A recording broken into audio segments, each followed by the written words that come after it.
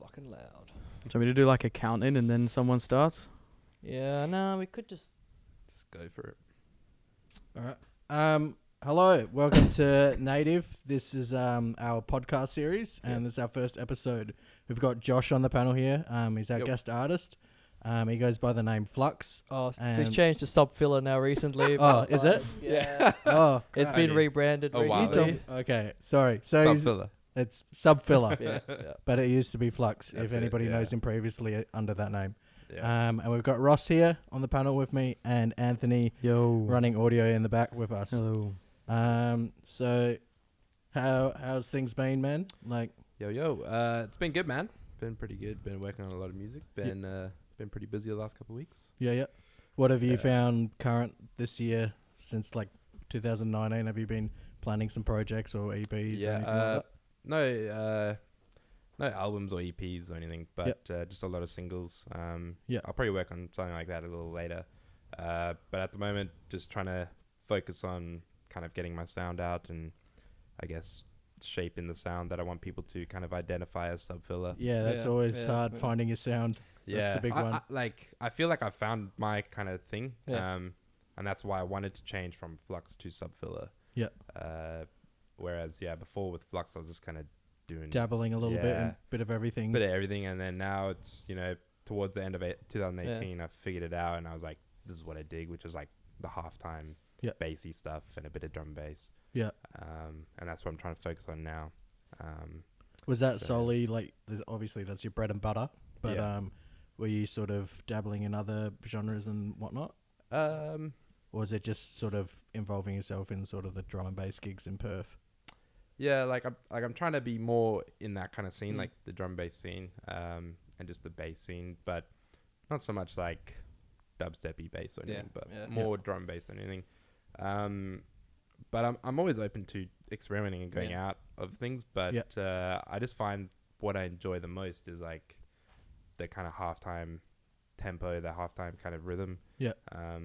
Yeah, just recently Capital Alix Perez played. Yeah. I don't know if you went to that. I did. Yeah. It was so good. Did the you go? one show I missed. No. You didn't go? I didn't go. Had to I work. was sick that day. Dude, I wouldn't miss it. Hey, he's one of my... It's crazy. Yeah, I saw your snaps about it. It looked Dude. Some of incredible. the sound design, I've watched like his things on YouTube and whatnot, and he's just using wooden instruments just to get that snare clock, because Dude, I've watched everything about it. it's crazy. I love his stuff. Hey, he's got a cool sound. And I went to the show and it was at Capital, and that was like the busiest I've seen Capital in like so long as well. Yeah. Like it was such a good show. Yeah. Speaking of your music, I wanted to bring up Embassy Crew. What's that about? Because I've seen you guys released an EP on Embassy Crew like a week ago. Just the other day. Yeah. Yeah. So what's the whole Embassy Crew about? Is that So that's basically just a Perth kind of UK bassline kind of label that's run by Harrison, Flash Colt, and I think Isaac. And basically, I think like their vision is basically just to bring that kind of UK kind of bassy scene to Perth. There's not really a lot of people doing that in Perth, and I feel like with my music, like a lot of my inspiration comes from that UK scene. But Embassy Crew, I don't want to talk too much for them, but they're heavily inspired by the grime kind of UK bassline stuff. And then I've been friends with Harrison for a little while now, so approached him with Grit, the drum bass track that I just released. brilliant track, mind you? thanks, Like it's I actually perfect listened for to it on the way here. It sounded awesome. Oh, awesome, dude. Appreciate crazy. it. I've been I worked on that for ages, so I'm like stoked that it got picked up with them, and and then they chucked it on their EP, which was just like perfect timing. That's great, because you wanted a release for that track or something, I assume. Yeah. With the sort of style that you guys are going for, have you guys thought about sort of doing like a mini sort of event or something, or like releasing With it like Embassy? or like geisha or something, or I'm not sure. I think it'd be good actually. Geisha. Yeah. I'm not too sure. It's up to them. Like I don't really run anything. I just got signed as with the song. But yeah, I'm sure they've got something in the works. No, that's wicked that you guys are doing something like that.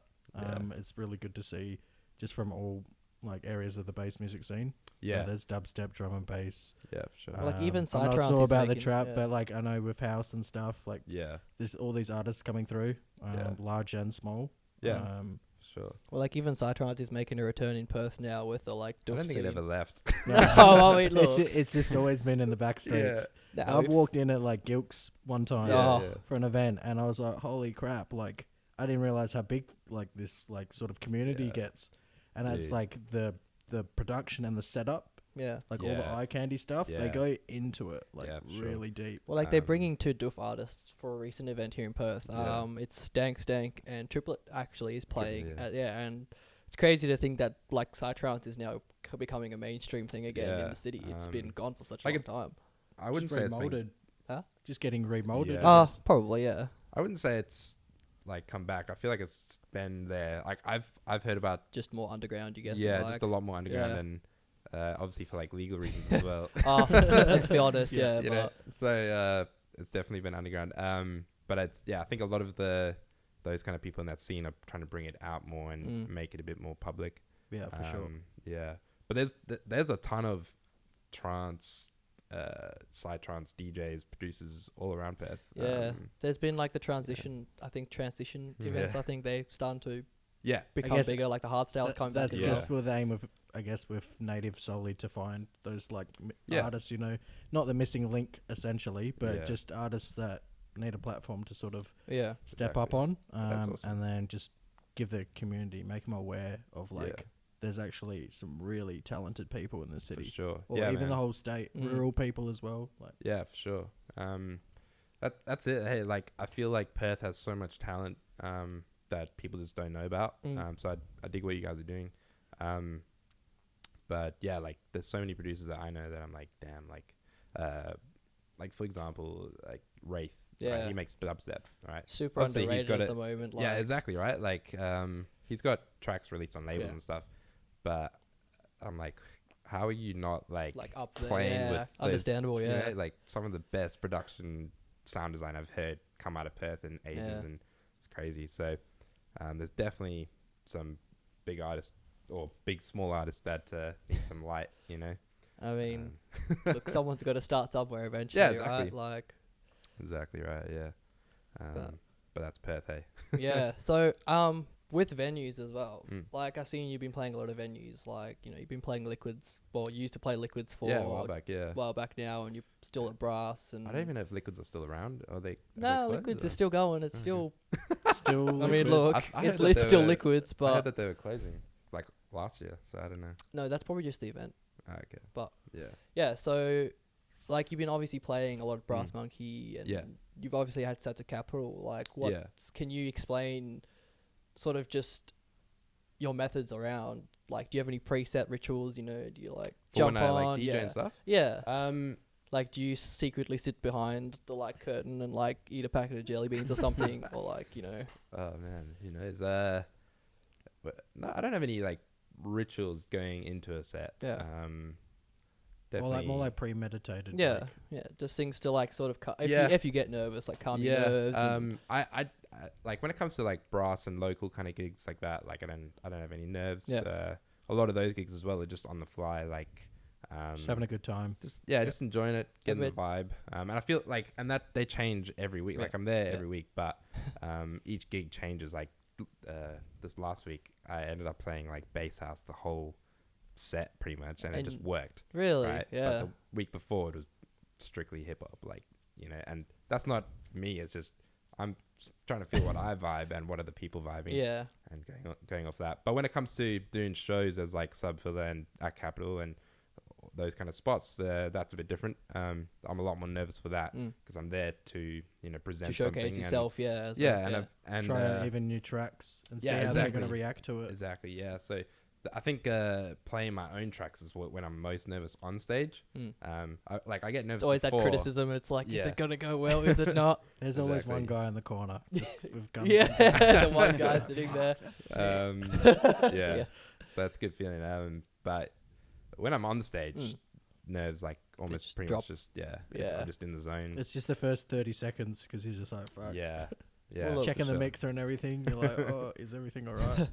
But I don't really have like a pre kind of thing that I do before I jump on.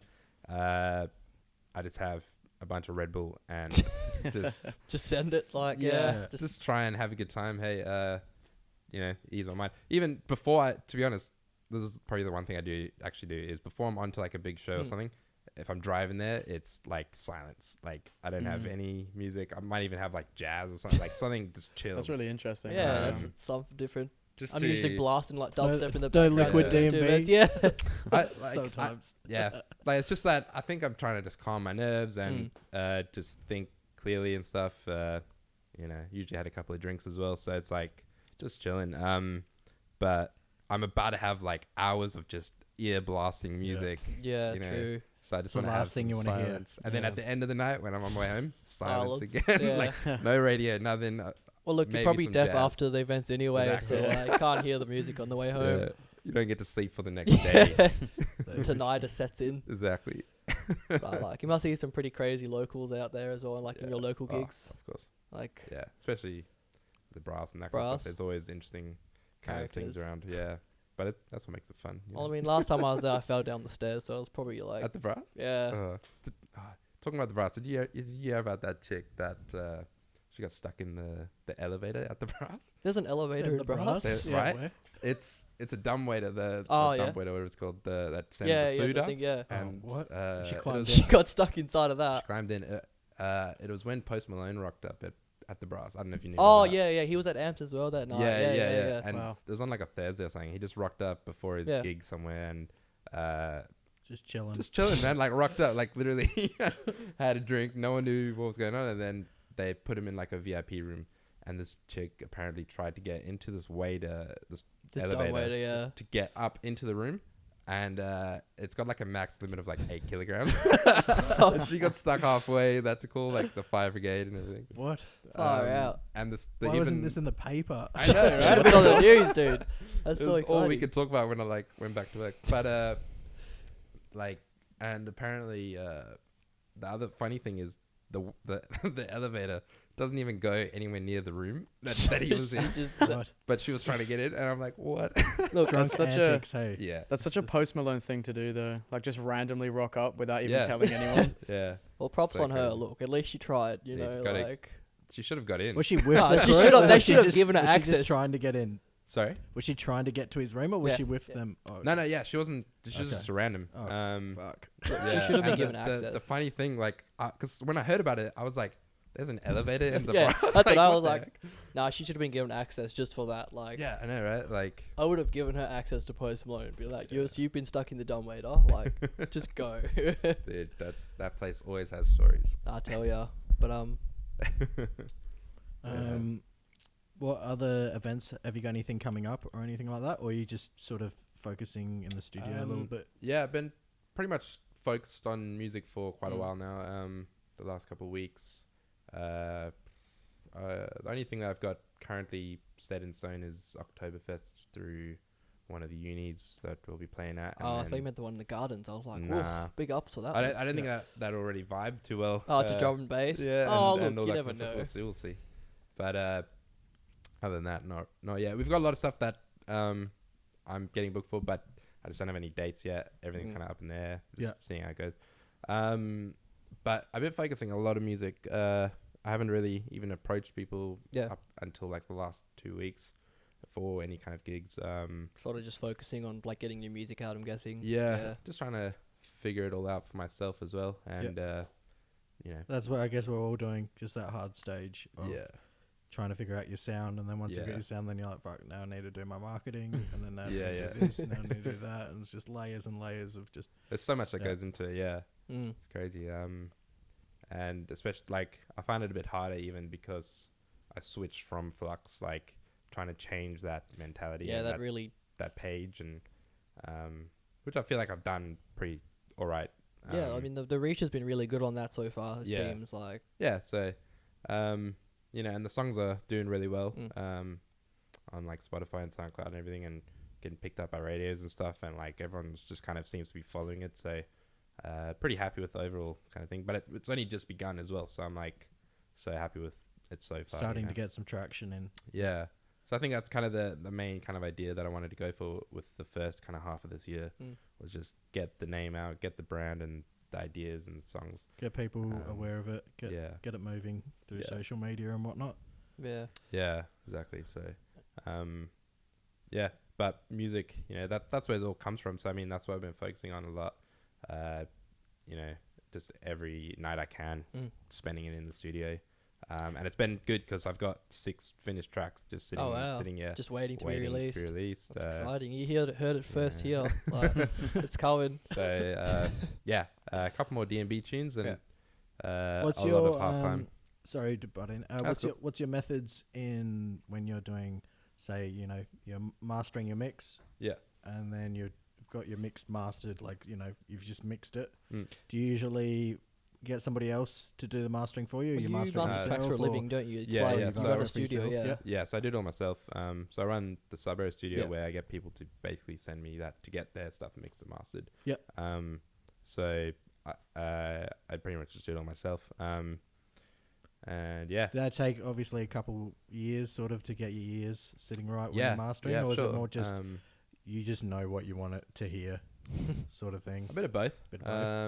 Yeah, bit of both, like a lot of experimenting and, you know, I did a lot of failure. Yeah, for sure. A lot of return clients. Did a lot of courses, like, did a lot of everything, you know, so I know what I'm doing. But when it came to, you know, actually taking it on board and like starting the Subfilla stuff, that was when I was ready to really kind of push that. Forward, Yeah. So, yeah, and I used to have, when I was doing Flux, that I had other people do the mastering. Yep. And sometimes just wouldn't end up that good, but I just went with it. But now, you know, I'll get it done and then I'll be happy with it, or I won't, so I'll do it again, or, you know, it's now I can just do it myself and do it the way I want it to sound. Yeah, definitely. Just that fine tuning. Yeah. Just till it sounds right. For sure. I guess everybody's a perfectionist with when you're producing your own music, because you're like, fuck, this snare sounds like really bad now. Now I need to go back to the drawing board. Exactly. And then somebody's like, sounds fine, man. Yeah. You're like, no, this is not right. Yeah. I think that's something that I learned was like, I think one of the hard things to learn is to realize when you're done or when a project's done. Yeah, it's not like over sort of. Yeah. Yeah. Yeah, it's hard, like, because you want to have it as good as you can, but sometimes you got to realize like when it's done and when it is as good as it can be, and you know. It's also hard because you sometimes get like caught on something, like one little thing, you know, like making sure that like you were saying that snare drum's perfect, but then you forget about the whole aspect of the other song. You know what I mean? Like it's, and hearing it over and over again. Like I'm really bad with not giving my ears enough rest. Yeah, for sure. I do that all the time. I would just be making the beat or whatnot, or like recently I'm working on one where there's vocals. Yeah. And it's just the hook, but I'm like, oh, the hook, it's too repetitive. But when I play it to other people, they're like, no, man, it's completely fine. Yeah. Like it's not too distracting because you've split it up between, you know, throughout the song. Yeah. But I'm like, fuck, I feel like it needs like at least like maybe 2 hooks or, you know, maybe is one that for verse. someone else's product? No, my own project. Okay, but just hearing it repeatedly, you forget that it's actually, you know, it's very blurred. Yeah. So you always need fresh ears to listen to. Yeah, for sure. Yeah. I did this last night, like working on a track, and I just spent like had this like 16 8-bar loop just going and going for hours, but just tweaking something, you know, something small, but just going for it. And then it got to like 2 a.m. and I was like, I need to sleep, and like I need my ears to rest. Yeah. Wake up in the morning, listen to it again. You know, it's all good. So, but yeah, I've constantly got that thing in my mind where, like it's sounding good or it's sounding bad, whatever. I've been doing this for 3 hours. I need to rest. I need to give my ears a break. I got to play a game. Yeah. Eat some food or something. I don't know. Just give me like at least an hour of just chilling, then go back. Like you said with the jazz and stuff, sometimes I'll just like listen to just a completely different other genre. Yeah. Just clean your ears out a little bit, more like a palate cleanser. Yeah. For sure. How do you go about your like sort of sound design process? Like, what do you like? For me, I will start off with whatever sort of thing, but obviously, like I make drum bass predominantly, and I'll start maybe with the beat first, and then I'll hear the elements sort of revolve around it. But sometimes it works easier to do the chords and stuff. Like, do you do a lot of hardware stuff, or is it just plugins and? Mostly plugins. I only just got my first hardware like synth, so what synth is that? Is the Subfilla? So just working with that, like it's not bad. Some tonal elements there. Yeah, so just started out with that, but most of my stuff, most sound design comes from synth related stuff, like online virtual VSTs and so on. But when I approach a song, it's always different. Like I feel like it kind of depends what kind of style I'm going for, but most of the time I'll start with a beat and the drop or the chorus. And I'll just start with that and get the main idea that's in my head down as the like just a loop of something, and then broaden out from there. But in other genres, like that's when I'm working on like drum bass and halftime and stuff. I feel like in that genre, the beat is so important, right? Drum and bass particularly. It's the foundation, just drives it. Yeah. You know that you like So, but with with halftime, it's also very similar to that where like it's a lot more synth oriented in halftime, but the beat has such a hectic rhythm to it in that genre. So like with my first track that I released, Comfort, I just started with the beat and it was all about creating that rhythm, and if the beat sounds good by itself, then I'm like ready to move on to the next bits. Yeah. You know, but at the same time, like it does depend what genre you're on or what you enjoy. Because when I was making a bit of future bass back in the day, I would just start with chords. Yeah. And just sit and play chords for hours until I liked something, and you know. Are there any future bass tracks out there by Subfilla? Nah, I don't think there will be. I like sitting in the unfinished folder. Nah, I don't even work on that anymore. But yeah, just my tastes have changed, and since over the last couple of years, and I used to make a bit of that kind of future bass trap stuff. Pretty sure we all started off making like Martin Garrix sort of songs. You know what I mean? I started off making dubstep, Dead Mouse. Sorry, like Dead Mouse style stuff. Like really when like I was young. 4/4 stuff. When I was young, man, like I started producing when I was 13. Didn't know what I was doing, but obviously. I started, and I just wanted to be Dead Mouse. That was when Dead Mouse was like popping, right? Yeah. You know, and everyone was trying to sound like him at that time, and I pretty much just spent every night like trying to be like that. Yeah, it's pretty hard trying to break through now, find your own sound. Like in today's market anyway, because there is so many new artists out there. It'd be tough. I was talking to a friend about it, and like we're talking about Skrillex and how you know he brought in this new kind of sound or this new version of dubstep and made it commercial and it worked. But nowadays, I feel like the gap of bringing in new styles or new sounds is closing. It's closing. So super much narrow, stuff. Yeah. But he still managed to do it recently with like the soundtrack for what's that game? Kingdom of Hearts or whatever, like that new sort of stuff he makes. I didn't hear it. No. Oh, it's like sort of it's similar to the remix for The Island. Okay, cool. Yeah. But it's that sort of new genre he's brought in. You know what I mean? It's like completely different to his old dubstep stuff. But new genre. But I mean, in terms of bringing in like a new complete genre to the whole industry. Yeah. Even though he didn't invent dubstep, but he pioneered it pretty hard. Like exactly. That's what I've really liked seeing with like artists that just develop sort of a bit more like timeless and genreless. So they're just making how they feel about it. Yeah. Like a good example, like Zed's Dead, favorite idols sort of thing. They produce everything. Yeah. And just it always works. It's not just like, oh, they're really good at that. They just incorporate their sound design into that style of music or something. Yeah.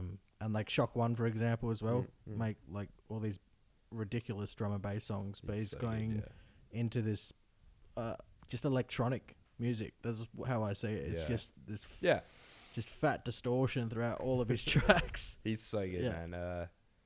When that Bleed Black song came out, I was unreal, blown away, man. Blown away just by the quality of it. Because the first time I heard it, I was like it's different. Yeah. And then the second time I heard it, I was like, this is so good. Yeah. And then I played it at Capitol once, and that's when I was like, this is the sick song. Like, it goes hard, honestly. Goes well in a big system. But his production quality, man, like his sonic quality is so nice and crisp. One day. Just lots of time and effort and practice getting into that kind of thing. 100%. He's someone I look up to for that kind of, not essentially like creatively, but in terms of his quality of output. We're lucky he doesn't live too far then, hey? Yeah. He's like just around the corner. Just, down the road. He could be a neighbour. Yeah. That's it. Yeah. Well, his apartment is for sale, so like, you know. Good buy it. He's a what? His apartment. Oh, it's how do you know this? I have my ways. ways. He's digging. He's a journalist now. I just secretly stalk Shock One, like. Just a question, going back to what you said earlier, saying that when you were younger, like 13, just messing around with chords and stuff, did you come from like a musical background, like playing instruments or anything like that? Not or really. Did it just start with electronic music production? Pretty much. I've always been interested in music since I was a kid, and but I never really took up any instruments. I bought a guitar when I was younger and tried to get into it, but like electric guitar, and I was heavily into like AC/DC and stuff when I was like 8. And you know, but when it came to the guitar at that time, I wanted to be that guy playing. I didn't want to learn it. So I got a guitar and I was like, I don't know what to do. That big star, You know, so I think we've all gone through that stage, because I definitely have before. Look, I'm still going through that stage, okay? Like. But I didn't start with really anything. I just started, like, this is years later after the guitar thing. And, and then my dad introduced me to, I think it was Cubase. Really? Yeah. Does your dad make music as well? No, his friend did. Who... he's like pretty successful DJ now, just touring and stuff, and he used Cubase back then, and my dad told me about it, and looked into it, and like Cubase when I was like 13 was flipping like amazing, insane. No, it was, but it was like I didn't know what was going on. It's so complicated. It's still to today. And then I moved on to like FL Studio, and then Is that what you use now, FL Studio? No, I use Ableton now. Oh, nice. I've been using Ableton for like 8 years or something, maybe more. But I didn't have any kind of music theory background or training, no keyboard. Did you teach yourself though, or do you still not really know that much about music theory? I know stuff now. Like I basically can play the piano. Like I know music theory and all that around piano, but I wouldn't call myself like Mozart. A musician, or a musician. I just know enough the basis to get me into making a track and more composing side of things, really. Like the composition elements. What do you think is the biggest drive that got you sort of from point A to point B, from not knowing anything to like obviously having some skill now, a lot more skill? The guitar. That's what he wanted to be. Music just been a part of my life. Like my dad probably introduced me to like a lot of stuff, and my dad, he's quite young, and he used to blast like Wu-Tang all the time, and like drum and bass and all this kind of stuff. So I was just always listening to cool things that like I didn't really know about. And then I had like my uncle that I used to hang out with a lot, who was like only a couple years older than me, and we used to hang out, and he introduced me to like dubstep and stuff in like 2005 and all that, and I was like, what the heck's this stuff, you know? Like so Neuro, like Casper, like all that underground UK scene that kind of came through, and this is in Cape Town, so it was a bit bigger there, understandable, probably then. So that kind of sparked my interest, but I didn't really think like, how do I go about making that? I just got given this software, Cubase, and just kind of messed around for a while and figured it out. Let's see what this is, you know? And I was always into just creating stuff. If it wasn't music, I was making art or, you know. So you've kind of always had a bit of a creative streak either way, whether it was going to be music or something else. Yeah. So I had to express that kind of creativity somehow. I used to skate a lot, so that was like my kind of main output for that. But then I kind of stopped and started focusing on music and So like, it was either a pro skater or a DJ, one of the two. Right? Yeah. I was I was forced as a kid to skate and become like a pro skater. Wow. My dad builds like skate parks and he's like heavily into it. Yeah. So I was like, I want to be. Better be right? And so, well, look, so you're a DJ now, DJ producer. Yeah. That's quite funny. Yeah, but music's just been a big part of my life. But I never really took the time when I was younger to really get into it. But when I found that stuff and those things and started DJing, then I was like, really kind of started kind of getting into it and teaching myself everything and yeah, sweet. doing courses. When did you move to Australia from South Africa? When? Yeah. 2008 or 9, I think. Oh, okay. So it's been like 10 years. Yeah, wow. Jeez, just before me. Yeah? Yeah. How long are you move over here? I was been here since like 2011 maybe. Okay, maybe cool. 2010. Yeah. Oh, no, 2011, just after the World Cup. Yeah. Yeah, nice. Yeah. Where did you come from in South Africa? We lived in a place called Orkney, which is like, it's like a few hours from Johannesburg. Really small town. Yeah. But Yeah. it's Made the move. That's in the past. Yeah. We're here now. Exactly. Yeah, it's a beautiful place there. Do you know anything about like the DJing scene or the producing scene over in South Africa at all? Yeah. Well, like that's kind of where it started. For me. And the scene over there is so different to in terms of music. Like it's very underground over there. Drum and bass is everywhere. Trance is everywhere. it's still big in South Africa like at the moment. huge, Yeah. Always. D'Artwood. Don't even get me started. Everyone They're loves the first. the I saw them when I first turned 18, and I didn't even know sort of like I knew a couple of the songs that I think You're Freaky. Yeah. We heard that on like Triple J or something. Do you like it? Yeah, I loved it, but I was just like, Not a fan. I was just like, what? It's like a little bit weird, but Yeah. it was like some like because it was just sort of Yeah. getting into the era for me for dubstep. I don't know about you, but Well, like they're like Kanye. They're stupid, but they're a genius. You know what I mean? Like, they, have you seen them live? But no, never. nah. Yeah, I'm sure Just there'd the be a good showmanship. entertainment. But so their music style is called Zeph, Yeah. which Yeah, is that's the right. style that's in Cape Town, and which I never grew up listening to anything because I hated it and like I just didn't enjoy it. But I find it interesting the whole D'Artwood stuff where the world likes D'Artwood and South Africa doesn't. Yeah, it's very interesting. Hey, Wow. like Every South African, I don't know about you, but every South African I talk to is always like, nah, like I like don't associate me with I like maybe one of their songs, and I'm like, Yeah. so I guess they fall into that category. I get why it works. Yeah. Though. I get, and they are smart. They are genius in terms of the marketing and Yeah. in terms of entertainment. I mean, they're in like It works. movies and stuff too, so it's crazy. yeah, they featured in what was it, Chappie? Chappie was Yeah. a movie, yeah. A couple of movies, I think. They play themselves. I'm pretty sure. Yeah. It's even better. It's just like, They're what do you funny, want us to be? And like, just play yourselves. though. Yeah. Have you heard of the South African rapper Jack Parrow? Yes. Oh, He's from Cape Town. yeah. Guy with the I met him once. massive hat. Really? Yeah. He's got the big hat. I love his music, man. He's Yeah. What does he produce? it's really bad South African rap. Like it's But he's well known because he's got this Yeah. cap. it's like a snapback hat, but it's like like a meter. like that. Oh my It's really? like crazy, I honestly. love it. Dude, the first time I heard of him, he was on like a billboard, and I was Yeah. like, "What the hell is that cap?" Like, Yeah. but he's funny, man. Yeah, well, they still sell those caps around because Yeah, but he makes more like comedy kind of music, though. Right. yeah, it's like satirical kind of Oh, okay. Yeah, sort of rap. So it's kind of music. like on purposely bad. yeah. Okay. Oh, I don't know about that, but it's like Maybe he just claims that it's bad, so people don't give him shit for it. I don't think he claims it's bad. I think he he likes it. I think he knows it's pretty good. But I think he also knows it's funny. yeah. you Yeah. know, and that's why it works. Yeah. People like it because it's funny. I mean, I guess that kind of sets him aside, like, you know what I Yeah, mean? Like, yeah. it's pushed him towards becoming sort of a bigger name in terms Yeah, of that sure. music industry because he's different, Yeah. just like D'Artwood, and Yeah, exactly. it's a different It's all sort about of doing your own thing. exactly finding your own sound. And Yeah. You know, if you're just trying to emulate what's out there, then it's not really gonna go anywhere, really. yeah, if you fit in Or it with can the- only go to a certain level, I think. You know. exactly. Everyone starts just sounding the same. Yeah. Like it blurs, it washes out. Yeah. Yeah.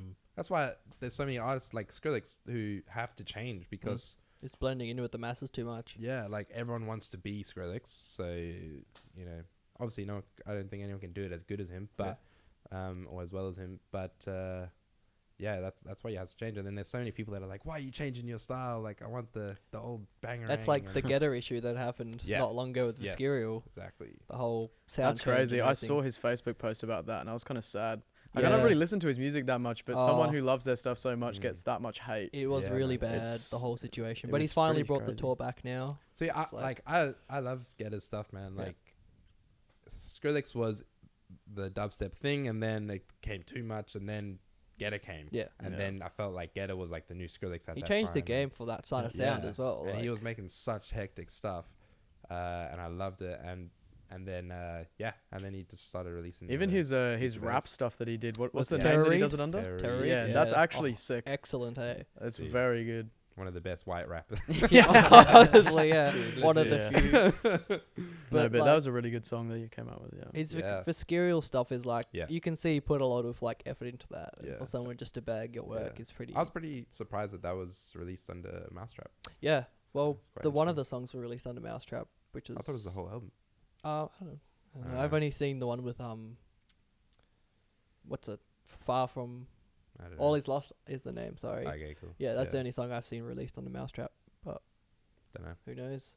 But yeah, he's crazy. He's talented, man. Yeah, he does some like TV show stuff as well, I'm pretty sure. Yeah. He's funny, man. Yeah, he's a funny guy. So he does it with like Nick Coletti or something. Yeah, Nick Coletti's hilarious as well. He started the whole Sardude stuff. Yeah, he was the guy from the meme, which he apparently hates being known as. So. Oh yeah, for sure. Like when he was in Perth, I saw a video of him backstage at Touch Bass. Yeah. And someone was hanging over the fence. And they were like, "Sir, dude, over the fence," and he just like shook his head off. Yeah, basically. It's probably like people coming up to Skrillex and being like, "Bangarang's my favorite song," and he's like, "Yeah, I know." He's like, yeah. Just that. And he just walks. It's just like, yeah, I know, and then walks away. See you later. Yeah. But how was the transition from South Africa to Australia for you? Was it a pretty big, like, cultural shift? Not too much. I felt like, so I'm from Cape Town, and over there it's very multicultural and just kind of easygoing style. You know. My dad's from South Africa, and he just doesn't like it at all. He moved to England when he was about 30 years old. Yeah. He was from there's a place, Port Elizabeth. Oh yeah, my grandmother. He was from Port Elizabeth. Yeah. But yeah, he just, I don't know. I think he just said it was a bit too violent for him and stuff. Oh yeah, for sure.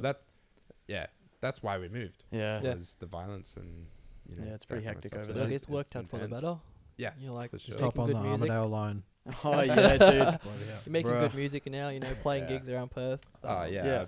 I don't think I'd ever move back. I went back there in 2015 for like family and stuff. Yeah. It's different once you go back after not being there for a while. Hey, I used to go every year. Yeah. To because my dad lived there and stuff. So like I used to go every year, but then I didn't go for like 4 years and went back, and it's like so different and so hectic. Just in terms of your everyday life and the violence and that kind of stuff. Yeah. But in terms of comparison to Perth, it's pretty similar, man. Like the cultures and stuff. Pretty violent still. Northbridge. Yeah, Northbridge reminds you of home. Walking down there. Dude. Even during the day, Northbridge kind of scares me a little bit, but that's the scene. I work in Northbridge every week, so really? It's chilled. Northbridge is fine. Yeah. Just don't look anyone in the eyes. Dude, head down the whole time. Just joking. But the culture, I feel like it's very similar to Cape Town kind of vibe. I just feel like Cape Town's more laid back, like almost. If you were to hang out in Frio, if you were to hang out in Fremantle, that's what Cape Town's like. Really? Like all the time. Well, Cape Town is a coastal, like a very coastal town. Yeah. They rely on. Everyone's so chilled, relaxed. Yeah, Frio's very laid back, but at the same time, you never know if something's going to happen to you. You're like... Same thing. Like half, yeah, exactly. You said sort of your inspiration was a bit more, you were given, obviously, a door to sort of work with, and it was just sort of dabbling in it, and then it just sort of got more and more a part of your life. Did you find as well, like going to like your first sort of event or like your first act to see like an artist, did you find that sort of as well triggered you a little bit more inspiration to? Nah, I didn't go see an act until I was like over 18 or like over 20 probably. Yeah. Who was the first act you saw though? Like speaking of that, I don't know. Can't remember. Or the act that changed you. Yeah, the act that kind of pushed that.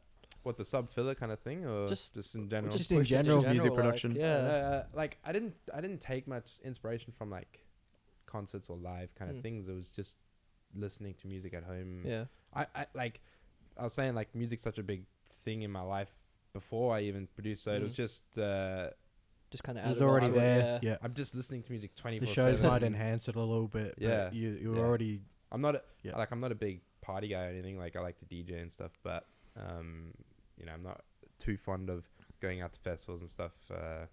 You know, every month. Yeah. Yeah, like all the time. Yeah. So it wasn't that thing of like, oh, I just saw an artist live and I was like blown away and had to. You know, nah, it was just I wanted to do my own thing and create something, and music was the thing. What turned you to sort of the EDM scene though, rather than anything else? Was it just what you were introduced to? Probably.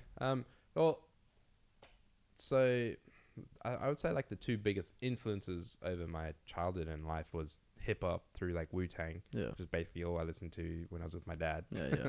And then my uncle basically like always listened to like kind of old school dubstep and drum and bass, and also the kids, like the people I was growing up with back there, was drum and bass, like heavy into dubstep, that kind of stuff. So that was just in my face. Kind of like social influences is what changed it. So I mean, I enjoy certain like bands and stuff. Not a big fan of that kind of style anymore, but like the old school kind of style of bands and music and stuff, like I always dig, but I just don't see myself kind of making that stuff. Or, the electronic kind of underground vibes are more something that just resonates with me. Yeah, you know, I don't know what it is, but it is. It just ticks. Yeah. Well, I mean, it's more popular nowadays than even like real music, quotation marks, but like underground is the new like the niche. Yeah, I think it always will be. Like whatever is like underground and the least known about is what's probably going to surge in popularity, because people want to be part of like the cool crew, like the people who like the secret stuff, you know. Yeah, for sure. And I feel like in Perth there's a bit of a movement in the drum and bass scene. There's a lot of stuff going on with that. You see recently they just I'm not sure who's behind it, but obviously it's more of a community based thing with the Perth D&B community. Sort of, it's not launched, but it's growing, and it's you know, there's that official page and whatnot, and there's some merch and stuff like that, and it's not just because it's just materialistic sort of things, but it just gives another just the culture behind it. And like, did you ever used to go to Shape or any other drum and bass nights or whatnot? No, not really. I didn't start clubbing until I was like 20 something. Yeah. And that was the time that when I actually started was when I was DJing. So it was like I wasn't going unless I was playing. I was more interested at being at home listening to music or making something, and that was my thing. I'm pretty similar in that regard. I'm not big on nights out or going out, but you know, sometimes it's cool. And there's me that I'm just like there all the time. Oh man, like, I used but to there's be such a fan going out 24/7. Now it's just like, not that I'm like feeling older. I just feel like the age is sort of settled in. I can actually sit at home and listen to just good music and just vibe off that. But I'm enjoying it now. Like, I'm going out more now than I ever have. But you know, it's just about being a part of the industry, and getting out there and just seeing what's going on in Perth. I enjoy that, you know, more than, and like I'm not really going out for the music as such as the experience and hanging out with people and meeting people in the industry and stuff like that. I find that stuff quite more interesting.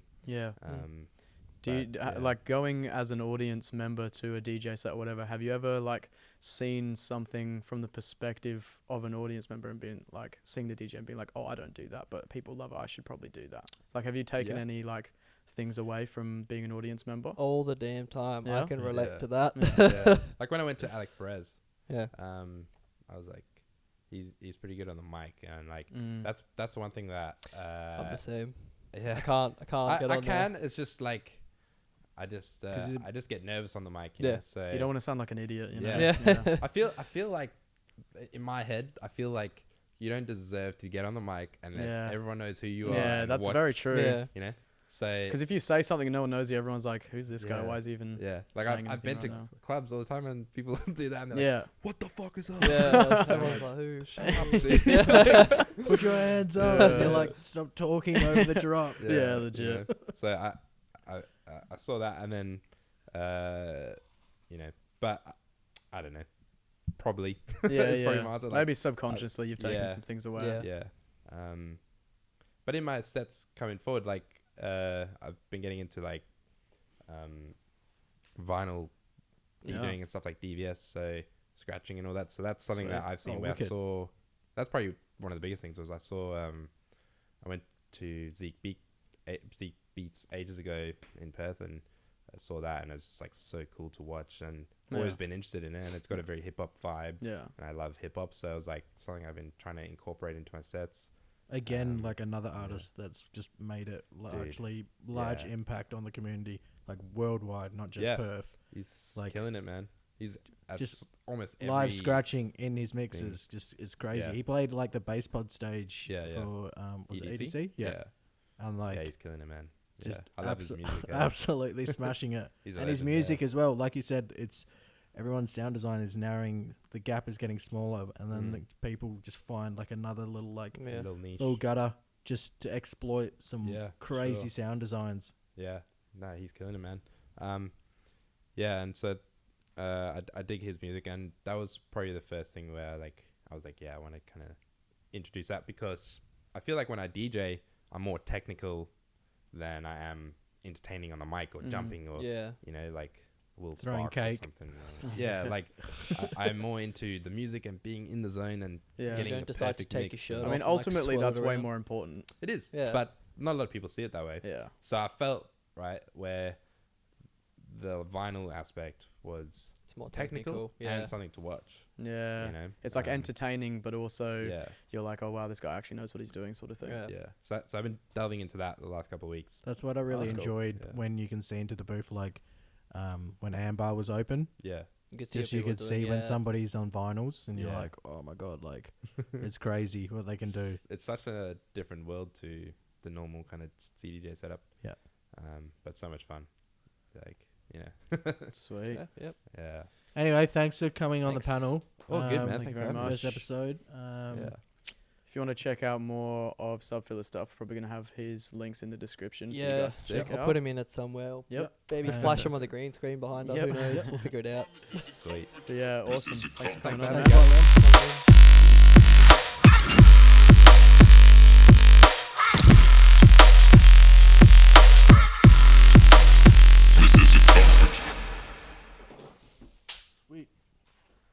Sounds so weird without headphones on now. Fuck, my ass hurts from sitting here for so long. Sitting on like a milk crate. No, I'm sitting on this, man. It's fucking.